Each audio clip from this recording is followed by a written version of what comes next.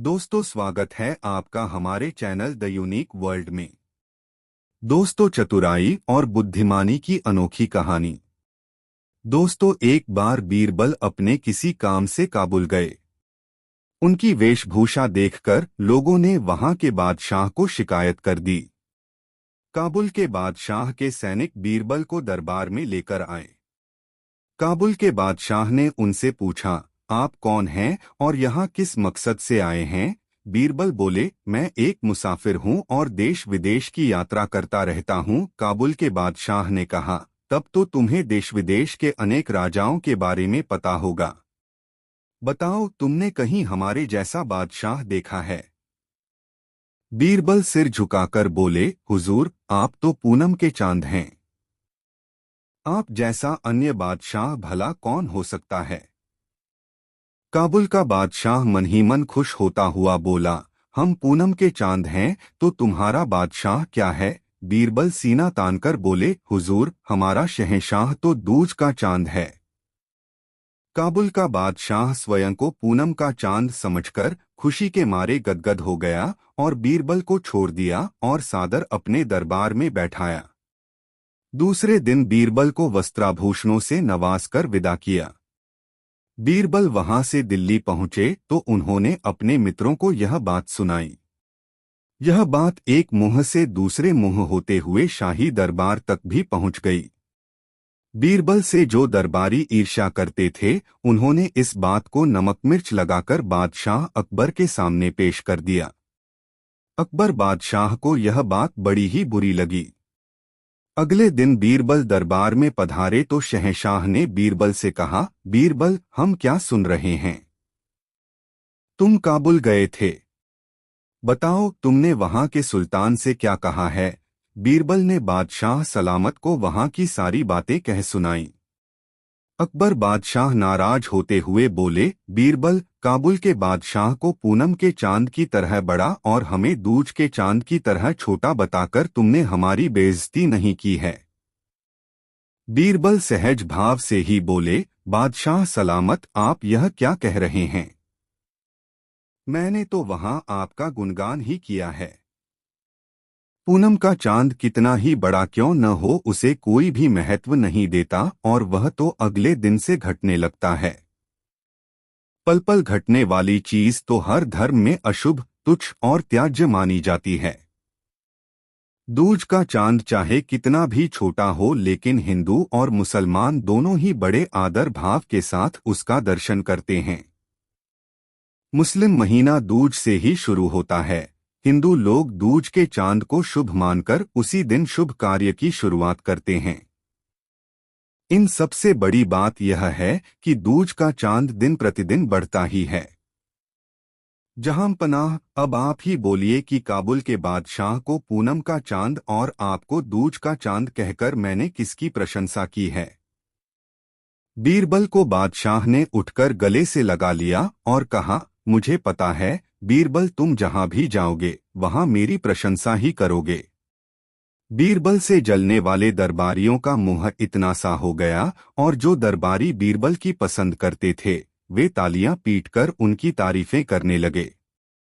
बीरबल की यही तो विशेषता थी कि वह बहुत ही सोच समझकर बातें करते थे और मौका आने पर अपनी बात को सिद्ध करके दिखा भी देते थे। दोस्तों, बादशाह अकबर दरबार में आकर अभी बैठे ही थे कि तभी दरबार में एक हत्या का मामला आ गया। बादशाह को बड़ा ही बुरा लगा कि आज की शुरुआत हत्या के मामले से ही हो रही है। बादशाह ने हुक्म दिया, यह हत्या का मामला है, इसमें जल्दबाजी करना ठीक नहीं होगा। इस मामले की सुनवाई अगले दिन होगी। अपराधी को मौका मिल गया। वह दूसरे दिन दरबार लगने से पहले ही बीरबल के घर पर पहुंच गया और दरबार के लिए तैयार हो रहे बीरबल के आगे गिड़गिड़ाने लगा, हुजूर, आप बुद्धिमानों के बुद्धिमान हैं। मैं बड़ी आशा लेकर आपकी शरण में आया हूं। मेरी फांसी की सजा उम्र कैद में तब्दील हो जाएगी तो मेरे परिजन आपका यह उपकार जीवन भर नहीं भूलेंगे। बीरबल यह सब सुनकर अवाक रह गए। अपराधी आगे बोला, हुजूर, मेरी आपसे प्रार्थना है कि मेरी तरफ से आप ही बहस करें। बीरबल ने जवाब में कुछ नहीं कहा। मामला दरबार में पेश हुआ। बादशाह अकबर ने अपराधी को उम्र कैद की सजा सुनाई। अपराधी आश्चर्यचकित भी हुआ और खुश भी हुआ। वह धीरे धीरे चलकर बीरबल के नजदीक आया और बोला, हुजूर, लाख लाख शुक्रिया, आपने मेरी फांसी की सजा उम्र कैद में करवा दी। मैं आपका ताउम्र ऋणी रहूंगा। यह सुनकर बीरबल बोले, हाँ, मुझे इस मामले में बड़ी दिक्कत उठानी पड़ी। जहां पनाह तो तुम्हें निर्दोष समझकर छोड़ने जा रहे थे। मेरे बार बार समझाने पर उन्होंने तुम्हें उम्र कैद की सजा दी, क्योंकि केवल मुझे पता है कि तुमने अपराध किया है और तुमने मेरे घर पर अपना अपराध कबूल भी किया है। हकीकत यही थी। अपराधी यह सुनकर हतप्रभ रह गया। वह माथा पीट कर रह गया कि बीरबल के सामने उसने अपना अपराध आखिर कबूल क्यों किया। दोस्तों, वीडियो को एक लाइक जरूर करें। दोस्तों, बादशाह अकबर बहुत विनोदी स्वभाव के थे। उन्हें पहेलियां बुझाने का बड़ा शौक था। उनके दरबार में एक से बढ़कर एक विद्वान और बुद्धिमान थे। लेकिन बादशाह अकबर की अधिकतर पहेलियों का उत्तर बीरबल ही दे पाते थे, इसलिए बादशाह अकबर उनसे बड़े प्रसन्न रहते थे। एक दिन की बात है कि बीरबल दरबार में उपस्थित नहीं थे। बीरबल की अनुपस्थिति में दूसरे सभासद बीरबल के विषय में बादशाह अकबर के कान भर रहे थे। उनकी तरह तरह से निंदा कर रहे थे। बादशाह अकबर को यह सब बुरा लगा, कारण वे बीरबल को बहुत मानते थे, उन्हें दिल से प्यार करते थे। आठ बादशाह अकबर ने अपने सभासदों से कहा, तुम लोग व्यर्थ में बीरबल की बुराइयां कर रहे हो। वास्तव में बीरबल तुम लोगों से कहीं अधिक चतुर और बुद्धिमान हैं। बादशाह अकबर के ऐसा कहने पर वे लोग बोले, बादशाह सलामत। आप वास्तव में बीरबल को बहुत चाहते हैं, उन्हें हम लोगों से ज्यादा प्यार करते हैं। इस तरह आपने एक हिंदू को काफी सिर चढ़ा रखा है। उस दिन जब सभा समाप्त होने का समय आया तो बादशाह अकबर ने अपने उन 4 सभासदों से कहा, देखो, आज बीरबल यहाँ नहीं हैं, मुझे अपने एक सवाल का जवाब चाहिए। तुम चारों मेरे प्रश्न का उत्तर दे दो। यदि तुम लोगों ने मेरे प्रश्न का सही उत्तर नहीं दिया तो तुम चारों को प्राणदंड दिया जाएगा। बादशाह अकबर की बात सुनकर चारों सभासद भयभीत हो गए। उनमें से एक ने हिम्मत करके कहा, प्रश्न पूछिए बादशाह सलामत। बादशाह अकबर ने पूछा, संसार में सबसे बड़ी चीज क्या है? बादशाह अकबर का प्रश्न सुनकर चारों चुप रह गए। उनकी समझ में प्रश्न का उत्तर नहीं आया। कुछ देर बाद उनमें से एक सभासद ने कहा, हुजूर, खुदा की खुदाई सबसे बड़ी चीज है। दूसरे सभासद ने कहा, बादशाह सलामत की सल्तनत सबसे बड़ी है। उस सभासद का उत्तर सुनकर बादशाह अकबर ने कहा, अच्छी तरह सोचकर उत्तर दो, वरना मैं कह चुका हूं कि तुम लोगों को प्राणदंड दिया जाएगा। तीसरे सभासद ने डरते डरते कहा, बादशाह सलामत। दोस्तों, वर्षा ऋतु थी। यमुना नदी में बाढ़ आई थी। लहरें किनारे पर आकर टकरा रही थीं, जिससे अजीब सी छप छप की आवाज होती थी। शहंशाह अकबर का महल यमुना तट पर ही था। बादशाह गहरी नींद में सोए हुए थे। रात का सन्नाटा चारों तरफ फैला पड़ा था। छप छप की आवाज जब बादशाह के कानों में पड़ी तो वह जाग गए और छप छप की आवाज सुनने लगे। फिर इसके बाद बादशाह को नींद नहीं आई तो वह कमरे में ही उठकर टहलने लगे।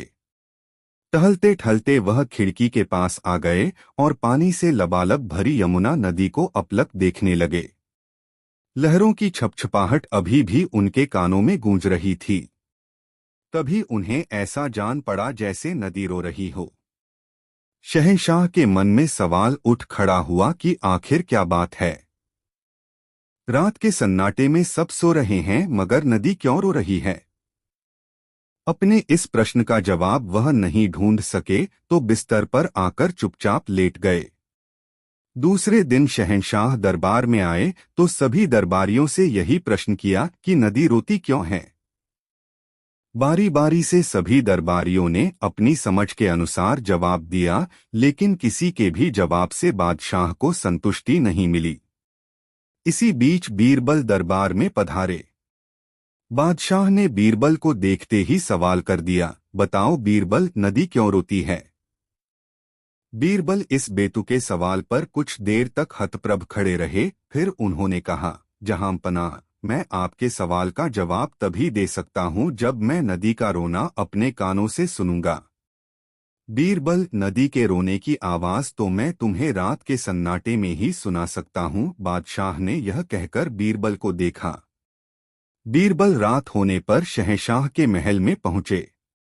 बादशाह उन्हें अपने महल की खिड़की के पास ले गए और वह छप छप की आवाज उन्हें सुनाई और इसका कारण पूछा। बीरबल अगले पल ही यह समझ गए कि यह तो पानी के बहने की आवाज है और बादशाह ने इसे ही नदी का रोना मान लिया है। बीरबल झुककर बड़े ही विनम्र स्वर में बोले, हुजूर, नदी अपने पिता के घर यानी पहाड़ से विदा होकर अपने पति यानी समुद्र के यहाँ जा रही है, जिससे वह पिता से अलग होने के गम में रोती जा रही है। बीरबल का जवाब इतना सटीक और हकीकत भरा था कि बादशाह अकबर खुशी के मारे गदगद हो गए और कहा, बीरबल, तुम्हारे पास तो हर सवाल का जवाब होता है। हम तुम्हारे जवाब से संतुष्ट हुए। दोस्तों, वीडियो को एक लाइक जरूर करें। दोस्तों, एक धनवान कंजूस व्यक्ति की तारीफ में एक कवि एक कविता लिखकर उससे मिला और कवि ने अपनी कविता बड़ी शान से पढ़कर उसे सुनाई। वह कंजूस समझ गया कि यह कवि उससे कुछ लेने के लिए ही यहाँ आया है। प्रशंसा में कविता पढ़ना तो एक बहाना है। कंजूस ने सोचा कि क्यों न मैं भी इसे अपनी बातों से खुश करके यहाँ से जाने पर मजबूर कर दूं। यह सोचते हुए वह कंजूस बोला, बहुत खूब कवि महोदय, आपने मेरी तारीफ में बहुत अच्छी कविता लिखी है। कल आप आइए, मैं आपकी मुराद अवश्य पूरी करूंगा। कवि वापस चला गया। कंजूस बहुत ही खुश हुआ कि चलो बला टली। कुछ देना न पड़ा और बात भी बन गई। दूसरे दिन कवि कुछ धन पाने के लालच में कंजूस से मिलने आया। कवि पर नजर पड़ते ही कंजूस बोला, तुम कौन हो भाई, किससे मिलना है। यह कहकर कंजूस ने ऐसा नाटक किया जैसे उसने कवि को कभी देखा ही न हो। कवि आश्चर्य से चौंकते हुए बोला, महोदय, आप यह क्या कह रहे हैं।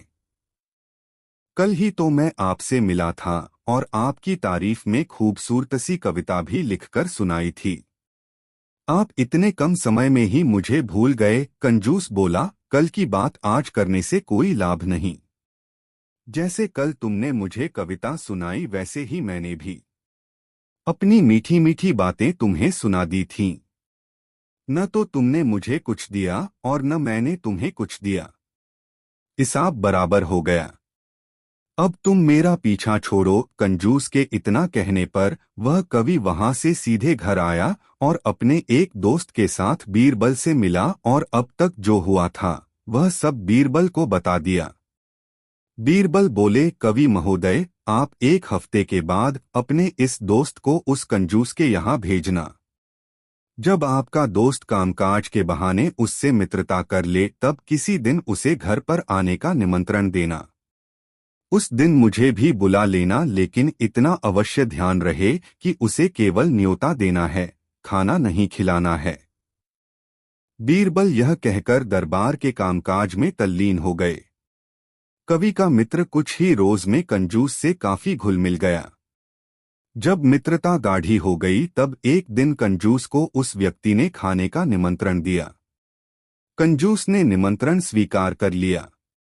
बीरबल और कवि को भी इसकी खबर कर दी। कवि वेश बदलकर दोस्त के घर आ पहुंचे। बीरबल भी वेश बदलकर आ गए। थोड़ी देर बाद कंजूस भी आ गया। उन तीनों ने ही कंजूस की बड़ी आवभगत की और कंजूस से तरह तरह की मीठी बातें करने लगे। कंजूस भूखा था, क्योंकि वह घर से खाकर नहीं चला था और दावत के नाम पर सुबह से ही कुछ खाया नहीं था। जब उसे भूख कुछ अधिक ही सताने लगी तो परेशान होकर कंजूस बोला, अरे भाई, खाने पीने का भी इंतजाम है या ऐसे ही बैठे रहना है? कवि के मित्र ने कहा, मित्र, मैंने तुम्हें भोजन के लिए नहीं बुलाया है। मैंने तो तुम्हें केवल भोजन का निमंत्रण देकर प्रसन्न किया है। यह सुनते ही कंजूस ने उन तीनों को ध्यान से देखा, फिर कवि को तुरंत ही पहचान लिया। कंजूस ने अपनी गलती के लिए क्षमा मांगी और कवि को वाजिब इनाम दिया तथा इस घटना से अच्छी सीख ली। दोस्तों, वीडियो अपने दोस्तों जरूर शेयर करें। दोस्तों, बादशाह अकबर दरबार में आए तो उन्हें बीरबल कहीं नजर नहीं आए। बादशाह बड़ी बेताबी से उनका इंतजार कर रहे थे। तभी बीरबल दरबार में हाजिर हुए। अकबर बादशाह ने बीरबल को देखते ही सवाल कर दिया, बीरबल, हमारी इच्छा है कि हम पिशाचिनी और अप्सरा को एक साथ देखें। बीरबल यह सुनकर थोड़ी देर तक चुप रहे, फिर बोले, ठीक है हुजूर। यह कहकर बीरबल दरबार से बाहर आ गए और पूरे दिन वह इसी पर सोचते विचारते रहे। शाम के समय बीरबल एक वेश्या से मिले और उसे समझा बुझाकर अगले दिन दरबार में हाजिर होने के लिए तैयार किया। दूसरी सुबह दरबार लगा तो वह वेश्या बीरबल से आकर मिली। बीरबल अपनी पत्नी और वेश्या को लेकर दरबार में हाजिर हुए। बीरबल ने अपनी पत्नी का परिचय कराते हुए शहंशाह से कहा, हुजूर, यह अप्सरा है। मेरा जीवन और मेरा घर इसी के कारण स्वर्ग बना हुआ है। शहंशाह बीरबल की बातों से असंतुष्ट होते हुए कहा, मैं नहीं मानता। अप्सरा तो खूबसूरत होती है, तुम्हारी स्त्री तो साधारण सी है और दुबली पतली भी है। भला यह अप्सरा कैसे हो सकती है? बीरबल बोले, जहां पनाह, खूबसूरती सीरत और चरित्र की महत्वपूर्ण होती है, रूप की नहीं। इस स्त्री से मुझे स्वर्गिक सुख मिलता है, इसलिए यह अप्सरा है। यह कहने के बाद बीरबल ने वेश्या की ओर इशारा किया। उस पर नजर पड़ते ही बादशाह सहसा ही बोल पड़े, वाह, क्या सुंदरता है। बीरबल बोले, जहां पनाह, यह एक वेश्या है, यह महाठागिनी है और गले का फंदा है। यही है पिशाचिनी, जिसको एक बार पकड़ लेती है, उसका सब कुछ बर्बाद करके ही उसका पीछा छोड़ती है, हुजूर। बादशाह ने जब बीरबल के मुख से दोनों औरतों के गुणों को सुना तो उनको पिशाचिनी और अप्सरा का अंतर समझ में आ गया। दोस्तों, कहानी कैसी लगी कमेंट में जरूर बताएं। बीरबल की खिचड़ी। दोस्तों, अकबर के शहर फतेहपुर सिकरी में सर्दियों के दौरान काफी ठंड पड़ती थी। एक बार बादशाह ने यह घोषणा करवा दी कि वह सोने के 1000 सिक्के उसे देंगे जो शाही महल के बाहर स्थित ठंडी झील में पूरी रात खड़े होने की हिम्मत करेगा। कई दिनों तक अकबर के पास कोई भी नहीं आया। फिर एक दिन एक गरीब ब्राह्मण दरबार में आया। अकबर उस गरीब आदमी को देखकर हैरान रह गए। वह बहुत कमजोर और बीमार था। अकबर ने पूछा, तुम काफी कमजोर और बीमार हो, तुम इस मुश्किल चुनौती को क्यों लेना चाहते हो? ब्राह्मण बोला, मेरे राजा, मैं एक गरीब आदमी हूँ। मेरे छोटे छोटे बच्चे हैं जो भूखे हैं। मुझे पैसों की जरूरत है। अकबर राजी हो गए। ब्राह्मण को 2 पहरेदार झील में लेकर गए। ब्राह्मण ने अपने सारे कपड़े उतारकर जल में प्रवेश किया और पहरेदारों की निगरानी में बर्फ जैसे ठंडे पानी में पूरी रात खड़ा रहा। अगली सुबह पहरेदार ब्राह्मण को दरबार में लेकर गए। अकबर ब्राह्मण की बहादुरी पर हैरान था। उसने पूछा, तुमने सारी रात ठंडे पानी में खड़े रहने के लिए प्रबंध कैसे किया? क्या तुम्हें ठंड नहीं लगी? ब्राह्मण ने कहा, जी महाराज, मुझे बहुत ठंड लग रही थी, पर तभी मैंने उन दीपकों को देखा जो महल के मीनारों में चमक रहे थे। मैं सारी रात उन्हें देखता रहा और उन्होंने मुझे गर्म रखा। जब अकबर ने यह सुना तो वह ब्राह्मण से बोला, दीपक ने सारी रात तुम्हें गर्म रखा है? यह तो धोखेबाजी है। तुमने अपना कार्य ईमानदारी से नहीं किया। तुम्हें कोई सोना नहीं मिलेगा। और उसने पहरेदारों को आदेश दिया कि वे ब्राह्मण को दरबार से बाहर निकाल दें। गरीब ब्राह्मण बहुत परेशान था। वह जानता था कि बादशाह ने उसके साथ अन्याय किया है, लेकिन बादशाह के साथ तर्क कौन करता। वह दुखी होकर घर चला गया। जब यह सब हुआ तब बीरबल दरबार में उपस्थित था। उसने सोचा, बादशाह बहुत मनमानी कर रहे हैं, मुझे उन्हें सबक सिखाना चाहिए ताकि ब्राह्मण को वह सोने मिल सके जिसका वह हकदार है। बीरबल अकबर के पास गए और सम्मान के साथ झुककर कहा, जहांपना, मैंने अपने मित्रों के लिए एक दावत का आयोजन किया है। मैं आपको और सभी मंत्रियों को आमंत्रित करना चाहता हूं। कृपया आज शाम को दावत के लिए मेरे घर पर पधारें। अकबर यह सुनकर बहुत खुश हुआ। शाम को अकबर ने खबर भिजवाई कि वे आ रहे हैं, परंतु बीरबल ने कहला भेजा कि अभी खाना तैयार नहीं हुआ है। जब तैयार हो जाएगा तो खबर भेज दूंगा। जब बहुत देर तक खबर नहीं आई तो अकबर स्वयं अपने मंत्रियों के साथ बीरबल के घर पहुंच गया। पर जब उन्होंने बीरबल को घर के आंगन में देखा तो वे हैरान रह गए। बीरबल थोड़ी सी आग जलाकर उसके पास बैठा हुआ था, जबकि जो बर्तन आग पर होना चाहिए था वह एक पेड़ की एक शाखा पर ऊंचा लटक रहा था। अकबर ने बीरबल से पूछा, तुम्हें क्या लगता है कि तुम क्या कर रहे हो? बीरबल ने कहा, जिल्ले सुभानी, मैं हम सभी के लिए स्वादिष्ट खिचड़ी बना रहा हूं। इस बात पर बादशाह जोर से हंसने लगे।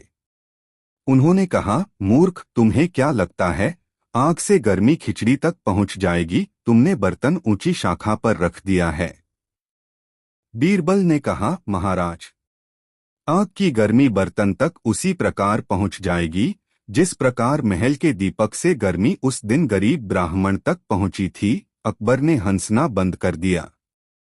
उन्हें एहसास हो गया कि बीरबल क्या कहना चाहता है। अगले दिन उन्होंने ब्राह्मण को बुलाया और वादे के अनुसार उसे 1000 सेने के सिक्के दिए। ब्राह्मण ने बादशाह का आभार व्यक्त किया और आशीर्वाद दिया। अकबर ने बीरबल को देखा तो बीरबल मुस्करा दिए। दोस्तों, एक बार एक अजनबी व्यक्ति बादशाह अकबर के दरबार में आया और बादशाह के सम्मान में झुककर उसने कहा, जहांपन्हा, मैं बहुत सारी भाषाओं में बात कर लेता हूँ। मैं आपकी बहुत अच्छी सेवा कर सकता हूँ यदि आप मुझे अपने दरबार में मंत्रियों में शामिल कर लें। बादशाह ने उस व्यक्ति की परीक्षा लेने का निश्चय किया। उसने अपने मंत्रियों को उस आदमी से विभिन्न भाषाओं में बात करने को कहा। अकबर के दरबार में अलग अलग राज्यों के लोग रहते थे। हर किसी ने उससे अलग अलग भाषा में बात की। प्रत्येक मंत्री जो आगे आकर उससे अपनी भाषा में बात करता, वह व्यक्ति उसी भाषा में उत्तर देता था। सारे दरबारी उस व्यक्ति की भाषा कौशल की तारीफ करने लगे। अकबर उससे बहुत प्रभावित हुआ। उसने उसे अपना मंत्री बनने की पेशकश की, किंतु व्यक्ति ने कहा, मेरे मालिक, मैंने आज कई भाषाओं में बात की। क्या आपके दरबार में कोई है जो मेरी मातृभाषा बता सके?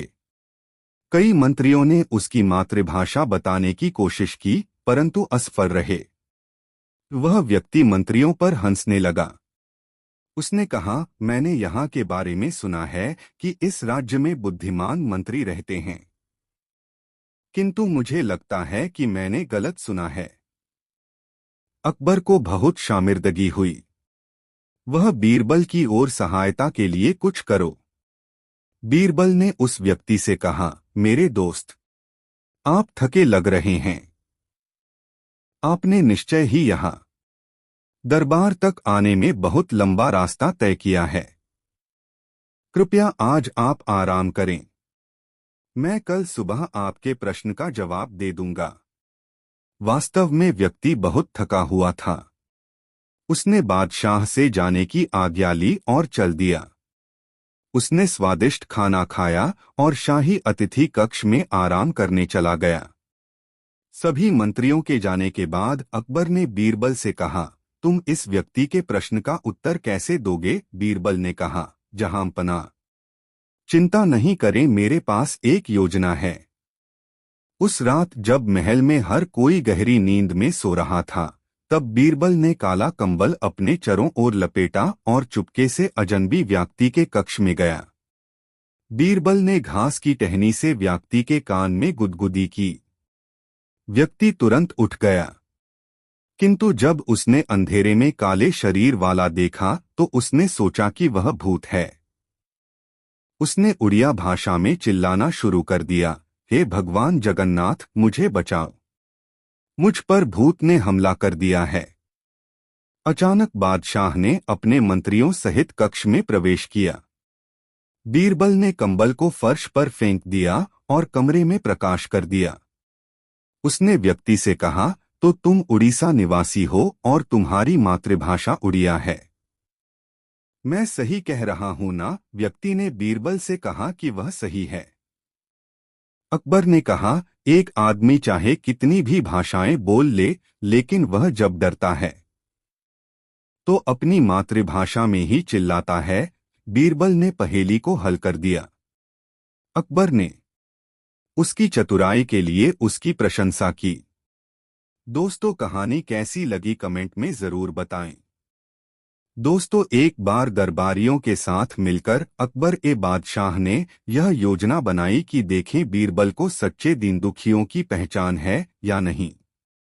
बादशाह अकबर ने एक सैनिक को दीनहीन की वेशभूषा में बीरबल के पास यह कहकर भेजा कि यदि वह बीरबल से कुछ धन लेकर आएगा तो इसके बदले में हम स्वयं उसको इनाम देंगे।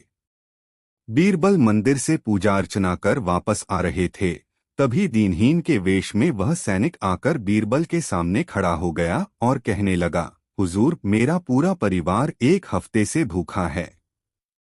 मैं स्वयं कई दिनों का भूखा हूँ। ईश्वर का कहना है कि भूखों को खाना खिलाना पुण्य का काम है। हुजूर, आप मुझे दान करके अवश्य ही पुण्य कमाएंगे। आप तो महादानी हैं। बीरबल ने उस दीनहीन को ऊपर से नीचे तक देखा और अगले पल ही समझ गए कि यह ऊपर से जैसा है, अंदर से वैसा नहीं है। बीरबल ने उस पर कोई ध्यान नहीं दिया और आगे बढ़ गए। वह दीनहीन भी उनके साथ चल पड़ा। बीरबल नदी के तट पर आकर खड़े हो गए, क्योंकि उनको नदी के उस पार जाना था। उन्होंने नदी पार करने के लिए जूती उतारकर हाथ में ली तो उस दीनहीन ने भी अपनी फटी पुरानी जूती उतारकर हाथ में ले ली। बीरबल ने जब नदी पार कर ली तब वह कंकरीले रास्ते से नंगे पांव ही आगे बढ़ गए। लेकिन वह दीनहीन कंकरीला रास्ता देखते ही खड़ा हो गया और झुककर अपनी जूती पहन ली। फिर वह चलने लगा। कुछ दूर तक वह बीरबल के साथ चला, फिर याचना भरी आवाज में वह बोला, हुजूर, आप तो बादशाह अकबर के दीवान हैं। सुना है बड़े दानी हैं। मुझ दीनहीन की पुकार लगता है आपने सुनी नहीं। बीरबल बोले, जो मुझे पापी बनाए, भला मैं उसको दान कैसे दे सकता हूँ? वह सैनिक चौंककर बोला, कैसी बात कर रहे हैं हुजूर? क्या मुझे दान देने से आप पापी हो जाएंगे? हाँ, मैं पापी हो जाऊंगा।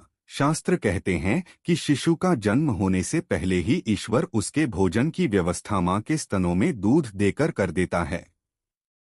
ईश्वर व्यक्ति को भूखा उठाता है पर भूखा सुलाता नहीं है, और तुम अपने आप को कई दिनों का भूखा बता रहे हो। इन सब बातों को देखने से तो यह लगता है कि ईश्वर तुमसे नाराज है।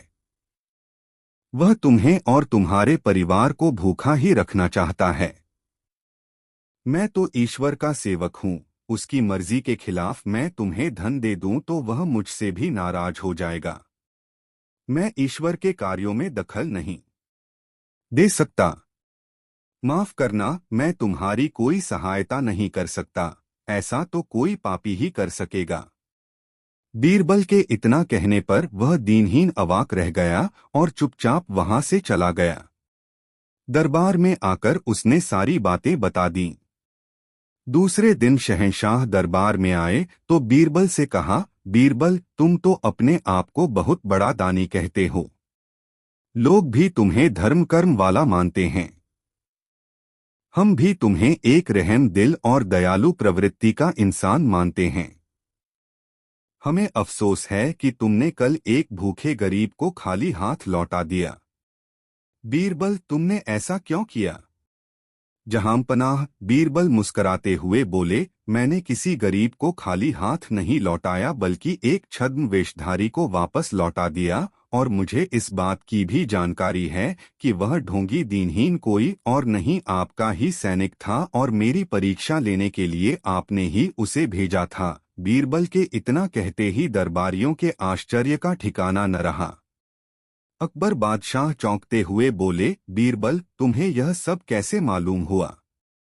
हुजूर, उसके पांवों को देखकर। उसके पांव चिकने और कोमल थे। जब उसने कंकरीले रास्ते पर चलने के लिए जूती पहन ली तो मैं फौरन ही समझ गया कि यह कोई भूखा गरीब नहीं है। इसको तो नंगे पांव जमीन पर चलने की आदत ही नहीं है। जरूर बादशाह सलामत ने इसे यह देखने के लिए भेजा है कि बीरबल को सच्चे दीनहीन की पहचान है या नहीं। बीरबल यह कहकर चुप हो गए। दोस्तों, बादशाह अकबर को विद्वान और प्रतिभाशाली पुरुषों को अपने दरबार में रखने का बहुत शौक था।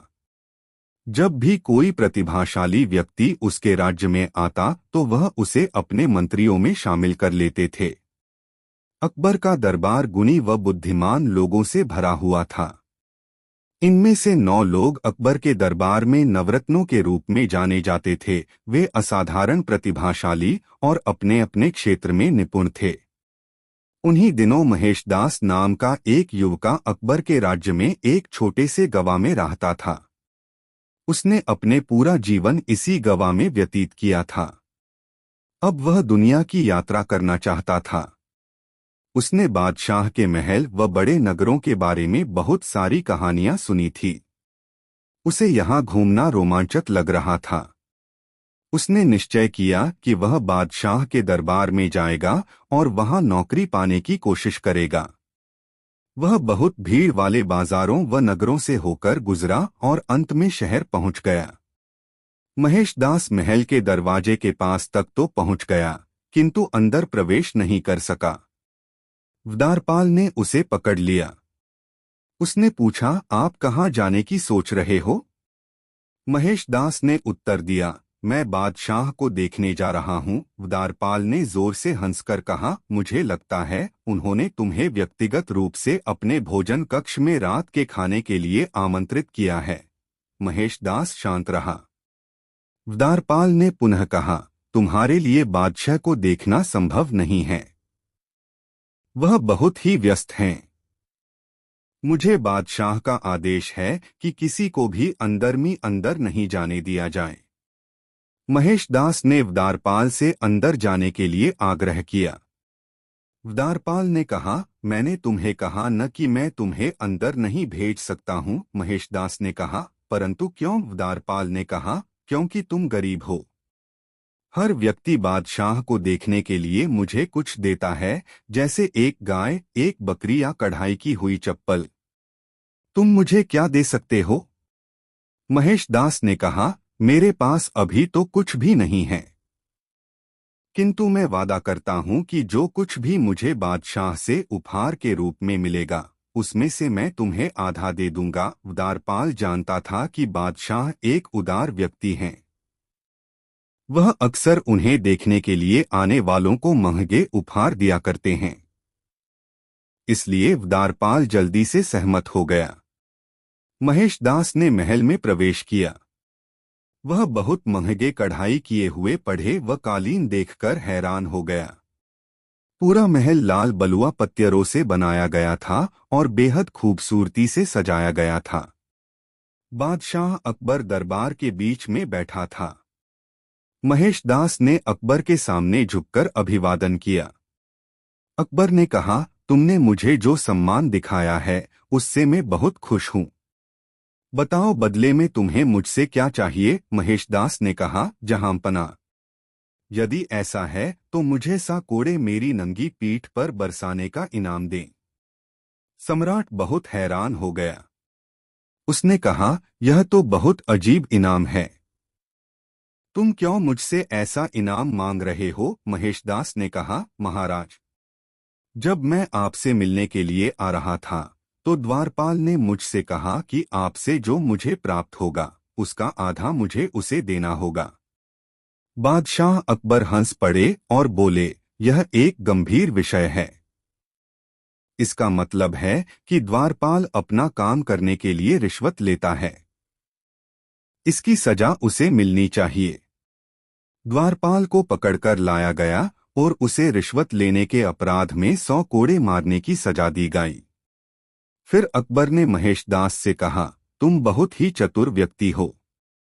क्यों नहीं तुम मेरे दरबार में मंत्री के रूप में शोभा ढाओ? महेशदास इस अवसर को पाकर बहुत खुश था।